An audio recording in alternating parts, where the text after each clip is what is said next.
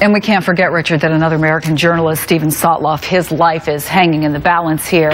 You had been taken hostage, and it was the same group that originally took James Foley, right, that then handed him over to ISIS. Tell us a little bit from your perspective about what happens now and the whole conversation about whether paying ransom, and some other countries do, the United States doesn't, is an incentive for more hostage taking.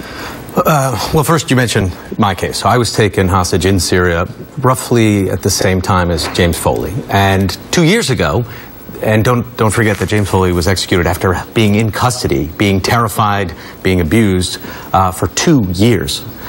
So at the time, 2 years ago when he was taken, when I was taken, there were lots of different groups that were rounding people up. And then ISIS started to collect those people. And now they're really the only group, or the main group, that is holding foreign hostages.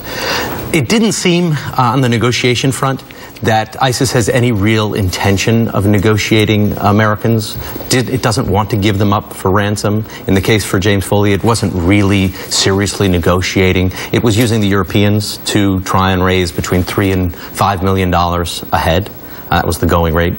For James Foley, they asked for $130 million, which is not a realistic number.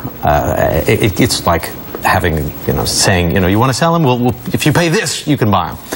But what's important to understand is how we got here and where we're going. You were just talking about what can be done. The U.S. is carrying out strikes right now in northern Iraq, and they're stopping at a border. But they're stopping at an invisible border. They're stopping at a border that ISIS doesn't recognize. So it seems likely that in the next few days, few weeks, we're also going to be carrying out some strikes in Syria. That's what U.S. officials seem to be hinting about. We'll see if that is enough or if it's too little too late.